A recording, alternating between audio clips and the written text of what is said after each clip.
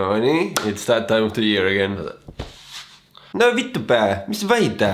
Pane laik käes juba, kui siin oled. Mul on äärmiselt hea meel, et teatada, et on aeg käes panna ritta minu lemmikfilmid aastal 2024. Me vist seekord jäime veits natuke hiljaks sellega.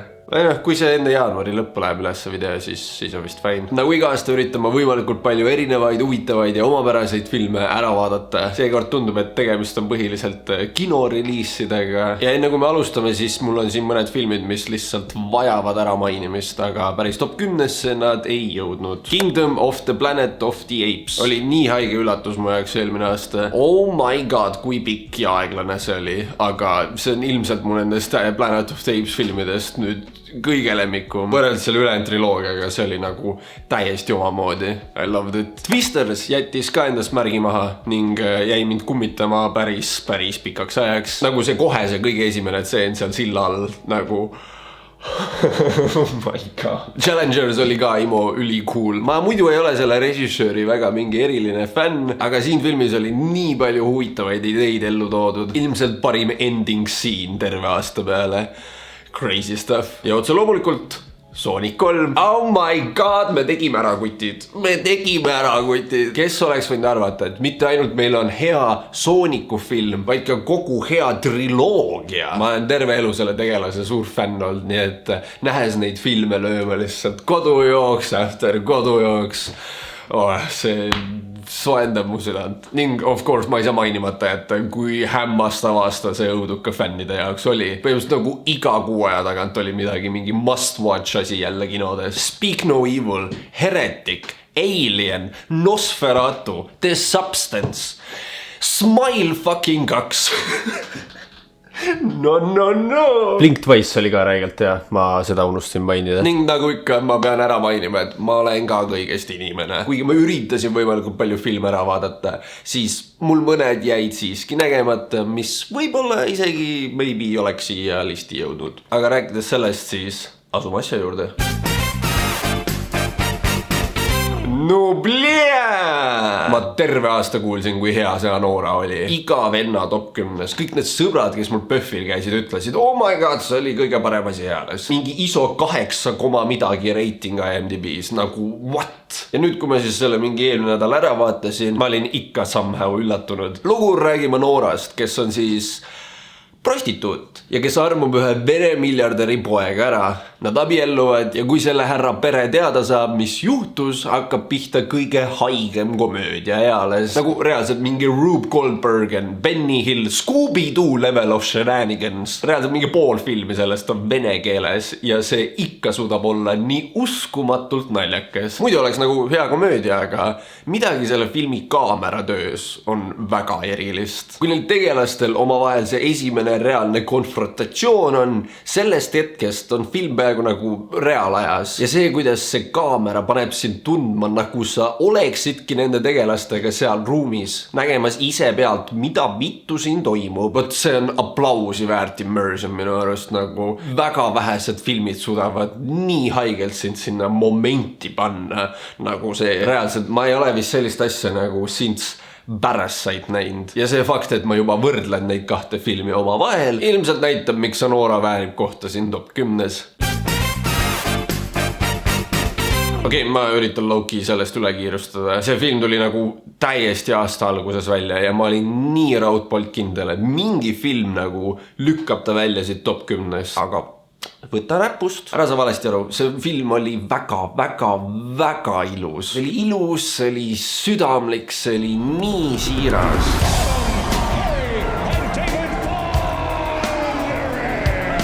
Aga see film oli ka väga kurb, nagu täiesti depressiivne. Nagu ma ei taha ilmselt elu sees seda filmi uuesti näha. See oli nii merses, nagu ütles Mark Twain kunagi. Truth is stranger than fiction. Ja see ei ole vist ammu juba nii tõsi olnud kui kohe praegu. Ma ei saa aru, kuidas saavad mõned inimesed nagu nii haiget koormat ja leina oma õlgadel kanda ja lihtsalt eluga edasi minna.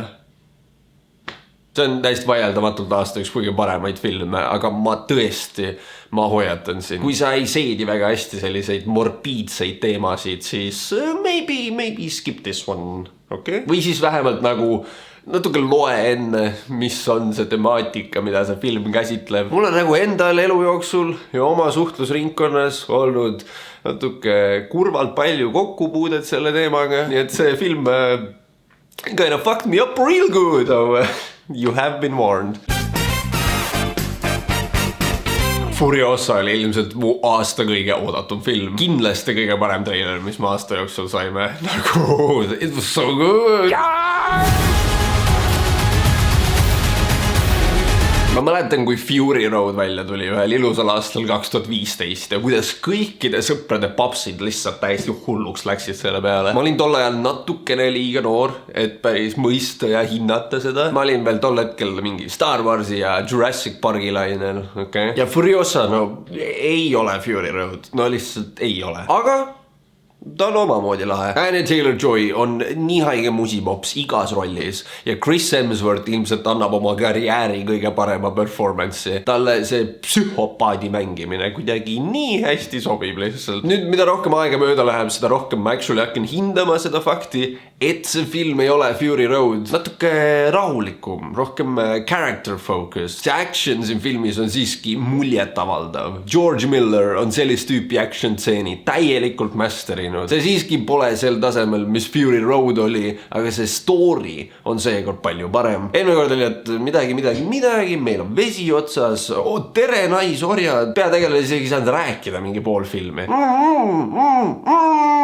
Seekord me saame näha Furiosa lugu, kogu tema kättemaksu teekonda ja kuhu iganes seda ta viib. See world building element on nii palju paremini välja toodud ja see tühermaa, kus mitte midagi pole, on actually huvitavaks tehtud, sest meile näidatakse neid üksikuid kohti, mis seal asuvad. Furiosa mind päris nüüd jalust ei rabanud, aga bänger oli ta küll. Kuidas sellised filmid box office'is pommivad, võt seda mina ei tea. Also, keegi seletage mulle ära, kuidas on võimalik, et see sama geenius, kes tegi Mad Max Saga, on see sama geenius, kes tegi Lustakad jalakesed. Brav!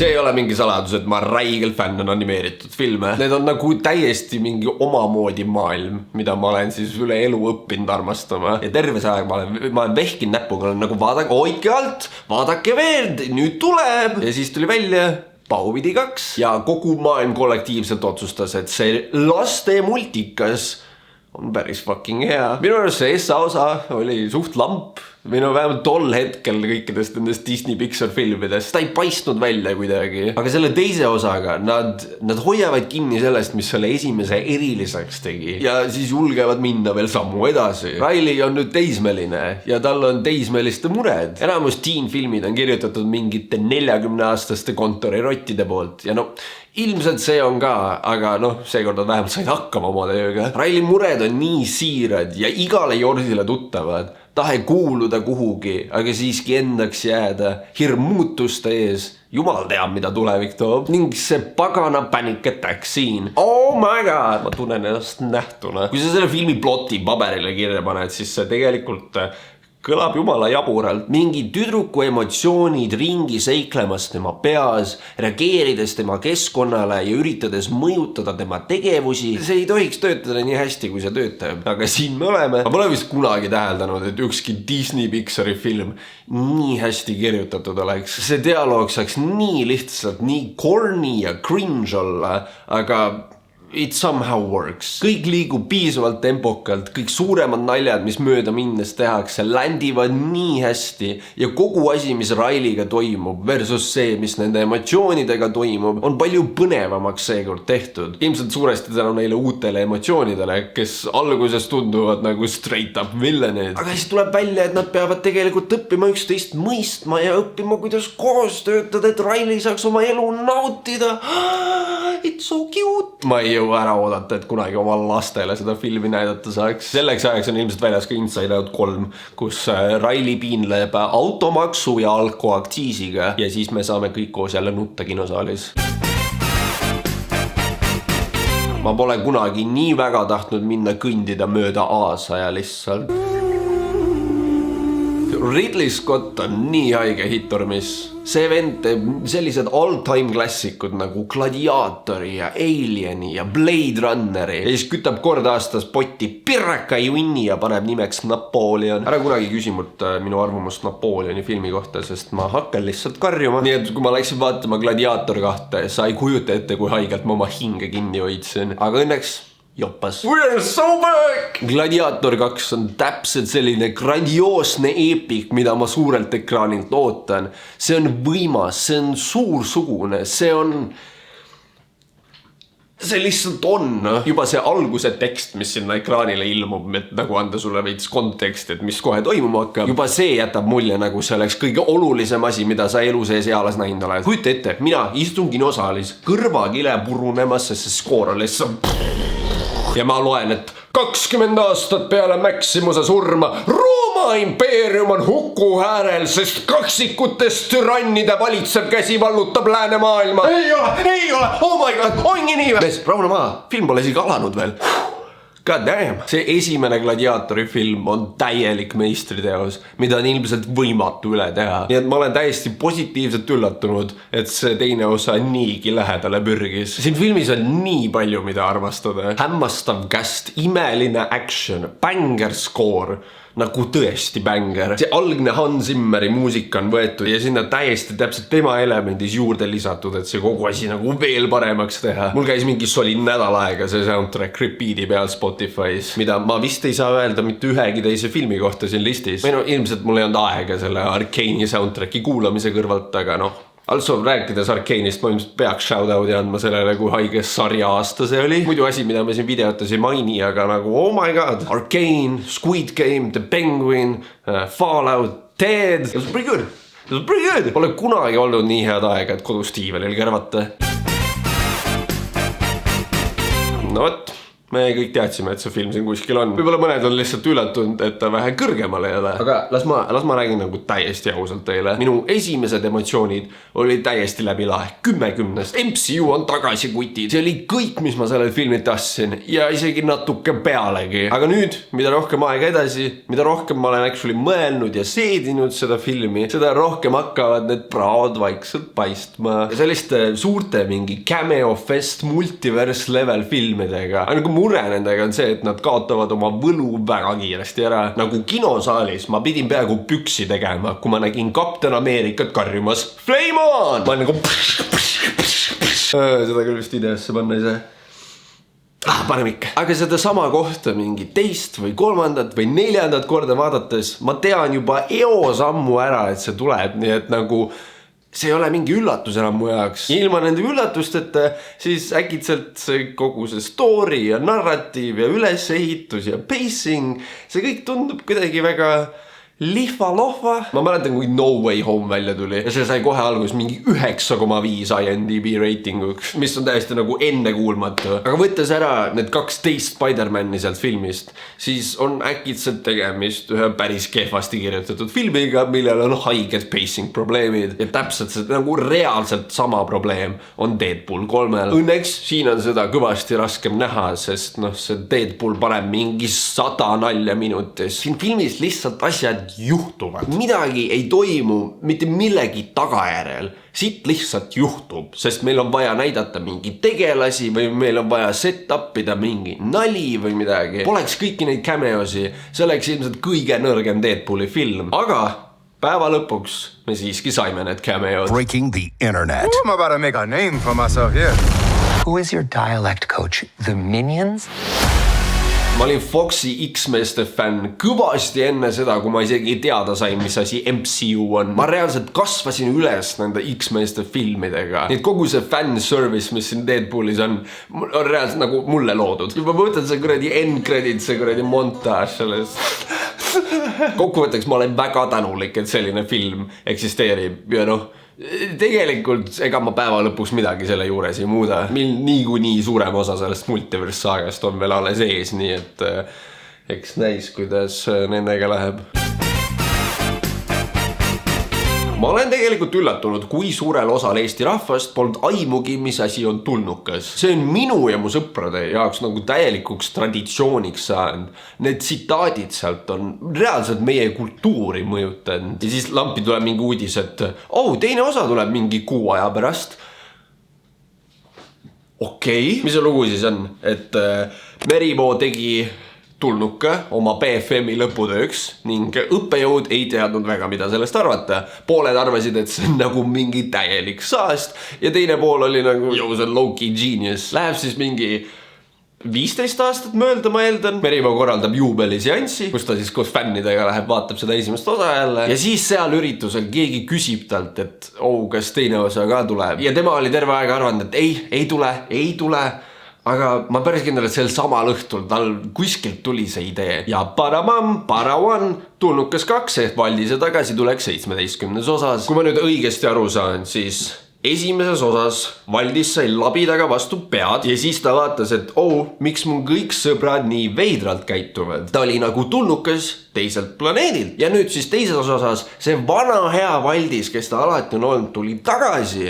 Aga selle ajaga, selle 20 aastaga, kui ta ära oli, on kogu maailm muutunud piisavalt, et ta jälle tunneb ennast nagu tulnukas teiselt planeedilt.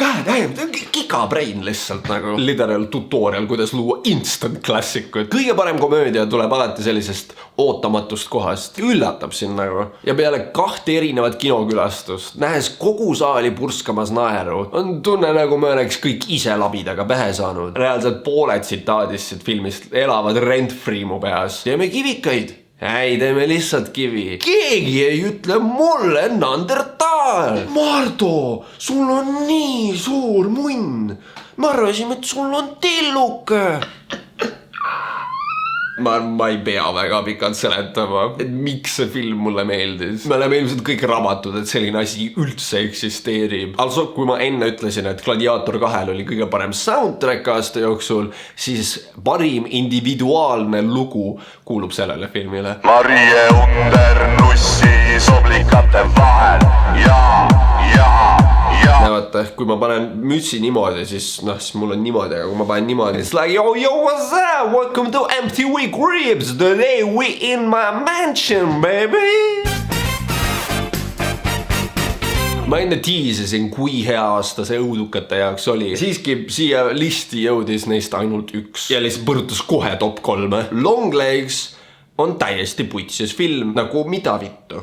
Ei nagu reaalselt mida vittu. Ma olen nüüdseks nii palju õudusfilme ära vaadata. Filmil on mind äärmiselt raske ehmatada, veel vähem hirmutada ja see film sai mõlemaga hakkama. See olid mingi 1 minut peale selle filmi algust. Siin oli nii haige jumpscare, et mul on süda siiamaani ilmselt rütmist väljas. Ma olin seal kinosaalis reaalselt.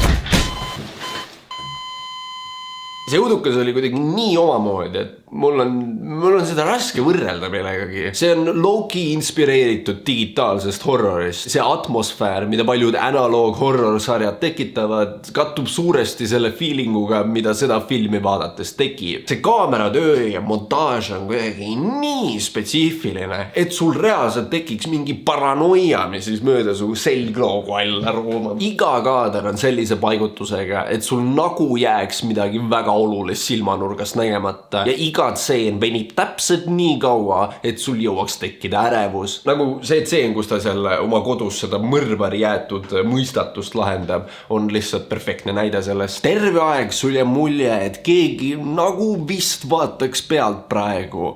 Aga siis sa jõuad juba mõtlema hakata, et see on ilmselt lihtsalt trikk, millega film sind lollitada üritab. Ja siis tegelane avastab, et keegi ikkagi on talle majja sisse tunginud ja ups. Jap, tuli vedelat just. Also, see on minu arust nii hea lahendus, kui sa paned õudusfilmi peategelaseks detektiivi, kes on näinud väga palju päris elu horrorit. Ja siis ta hakkab üritama lahendada mõrvajuhtumeid, mis iga füüsikaseadusega peaks tunduma võimatu. Eriti selles filmis, kus kuni täiesti lõpuni välja, sa ei ole päris kindel, milles see film räägib. Või nagu, on see paranormaalne, on see spirituaalne, on Nicolas Cage lihtsalt mentaalne. Meil ei eksisteeri siin planeedi peal vist ühtegi teist näitlejat, kes oleks nii hea oma töös nagu Nick Cage. Ta on täielik kingitus. Longlegs on täpselt minu moodi õudukas ja eluehtne näide, miks ma seda žanrit nii väga armastan. Kui õudusfilm on nii efektiivne, et mul poole kinoseansi pealt hakkab tekkima paanikahoog, siis sa tead, et tegemist on millegi legendaarsega. Väga palju sequeleid see aasta. Ma vaatan praegu. Las ma jagan teile veits tomsikese loori. Kui keegi kunagi küsib mult, mis on minu lemmikfilm läbi aegade, siis vastuseks on iga kord Arrival. By the man, the myth, the legend, Denis Villeneuve. 2021 videos ma kiitsin nii haigelt, kui väga see härra oskab sci-fi'd luua. Kuidas ta mõistab, mis on need elemendid, mis teeb science fictioni eriliseks ja kuidas ta need oskab väga hästi välja tuua oma teostes. Aga tookord esimest Dune'i osa 4. kohale pannes mul polnud aimugi, et Denis kogus alles hoogu. Dune part 2 on reaalselt igas pooles parem kui esimene osa. Suured action stseenid on veel võimsamad. Kogu see galaktikate vaheline poliitika on veel põnevam. Ja Timothée Chalamet mängib oma rolli veel paremini. Ta on nii aegelt hea siin filmis. I am Paul Muad'Dib Atreides, Duke of Arrakis! Muad'Dib, lihtsalt algaib! Denis nagu oskab su tähelepanu pöörata detailidele, mis paneb need võõrad planeedid ja masinad ja tegelased tunduma nii reaalsena. Ja inimesena, kes pole seda raamatut mitte kunagi lugenud, ehk siis mul pole aimugi, kuhu see lugu nüüd edasi läheb. Fuck me, ma ei jõu ära oodata. Ma lihtsalt vahin suu ammule neid filme. Kuidas saab olla midagi nii põnev ja nii segane samal ajal? Need filmid, eriti see teine osa, lihtsalt see lause Tenetist. Don't try to understand it. Feel it. Lihtsalt usalda protsessi, mine vooluga kaasa ja filmi lõpuks sa oled saanud osa filmi ajaloost, mis võib-olla muutis sinu elu ja filmi maitseid igavesti. Kunagi omal ajal Arrivalis, tulles kinosaalist ja sõites koju poistega, me terve tunni ajase bussisõidu me olime täielikus haudvaikuses, sest me ei suutnud ära seedida, mida vittu me just vaatasime. Ja mul on nii hea meel näha inimesi tulemas välja sealt Dune 2 seanssilt. Selg, märg, käed värisevad, pupillid on kuradi siuksed. Nad ei saa aru, see oli nii hea, see oli nii hea nagu. Neil ei tule reaalselt sõnad suust välja, sest nad nägid just kõige paremat asja, mida nad eales näinud on. Wake up people! Reaalselt kõik, mida see härra katsub, muutub kullaks ja te lihtsalt magate. Te nii paneb jälle mingi bängeri välja ja saad nagu bitch please. Parem oleks, et kui Dune 3 järg aasta välja tuleb, siis reaalselt iga saal on pungil. Nagu see kuradi Coca-Cola Plaza järts on kuradi solli välja, palun, lihtsalt nagu, okei. Ma olen vaja nii palju rahvast kinno läheks, et kuradi isegi popcorn saaks otsa. Okei? Väga hea. Siis oleme kokku leppinud. Daamid ja härrad, ongi aeg käes. Minu number 1 film aastal 2024 oli ei miski muu kui Civil War. Ma isegi ei tea, kus nagu alustada otseselt. Aasta alguses mul polnud isegi aimugi, et selline film on välja tulemas. Ma ei oleks elu sees osanud arvata, et see siia top 10-sse jõuab. Veel vähem esimesele kohale. Ma ei saa öelda, et ma oleks eriline sõjafilmide fänn, veel vähem poliitiliste sõjafilmide fänn. Aga see fictional sõda ja see fictional poliitika meie potentsiaalses tulevikus on lihtsalt ja see otsus, et näidata seda filmi mitte sõdurite perspektiivist, vaid fotograafide perspektiivist on hands down ilmselt üks kõige põnevamaid filmiplotte eales. Mulle meeldib, kui targalt see film vaatajad kohtleb. Kõik need tegelased on haritud ajakirjanikud ja nad suhtlevad omavahel läbi väga fancy keelevärgi ja mitte kordagi ei võeta aega maha, et vaataja järgi jõuaks. Kogu see plott siis tiirleb ümber ühe fiktsionaalse Ameerika kodusõja ümber ja USA pealinnast Washingtonist on saanud täielik sõjatsoon. Teades, et nende presidendil on ilmselt loetud päevad alles ainult, lähevad meie ajakirjanikud siis reisile Washingtoni, et saada üks viimane kommentaar presidendilt. Ja kõik see, mida need tegelased selle käigus üle elavad, Oh boy. Oh boy. Ma ei saa aru, kuidas see täpselt võimalik on, aga kõik see action siin filmis on kuidagi nii brutaalne ja nii reaalne. Ei mingit slow motionit või kuulirahet. Kõik see sõdimine on nii hirmuäratavalt modernne. Ei mingit kangelaslikkust, lihtsalt kulp ja asi on. Filmi lõpupoole on seda eriti hästi tunda, aga seal vahepeal on üks tseen, kus nad siis üritavad infiltreeruda ühte kontorihoonesse. Ja see tulevahetus, mis seal toimub, on täiesti uskumatu. See, kuidas see vend selle posti taga kinni on. Kuulid lendamas lõige sentimeetrite kauguselt. Ei saa vasemale, ei saa paremale. Tegelased karjuvad ja lahendavad paanikas olukorda. Samal ajal meie fotograafid üritavad actionile võimalikult lähedale saada, et oma klõps ära teha. See, kui see peategelane sealt mingi kuuli eest ära tõmmati ja mingi sekund peale seda pauk käis, ma olin ise kinosaalis nagu mingi oi, türa küll, oi, ma saan pihta ju, ära lase! Ja kui see vend seal posti taga lõpuks saabki kulpi, siis ainuke asi, mis meie tegelasel üle on teha klõps.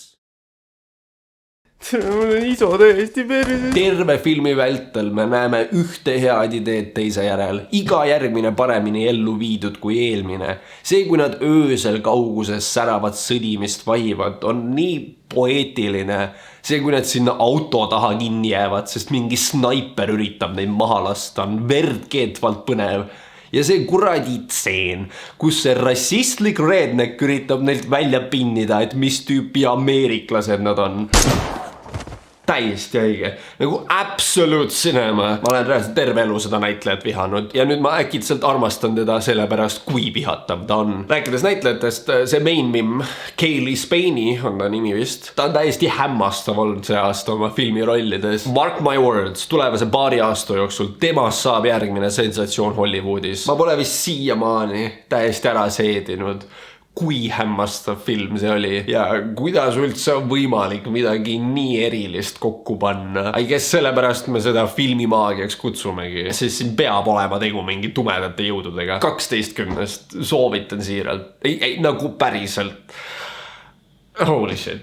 Aitäh, et liitusid minuga taaskordsel rännakul läbi filmimaailma. Need videod on ilmselt mul lemmiktüüpi content, mida ma sellel kanalil loon. Ma low-key tahaks isegi minna tagasi ja teha samasugune video aastast 2022, sest see on hetkeseisuga ainuke aasta, mis meil siis nii-öelda vahele jäi. Et kui sa oleksid huvitatud sellise video nägemises, siis let me know. Also, mis põnevaid filme teie see aasta, või noh, eelmine aasta siis ära nägite? Mis on teie number 1 film aastal 2024 ja kui selleks on Argyle, siis mine oma uks lukku, sest muidu ma tulen peksan sul põlved sodiks. Okei? Kuradi värdis. Alright, olge muhedad ja käige siis palju kinos, eks ole. Võite mind ka Letterboxdis follow ida, kui minu filmi tegemisi jälgida tahate. Link on descriptionis. Aga see you next time. Bye! I'm taking shots at the enemy. I'm gonna make it to the top, leave a legacy. If I got something to say, you better let me speak. Turn it up a new degree, bitch, you ain't seen anything. I pop off with the new rock, electronic, blow the sonic roof up. I'm too honest when I take a few shots.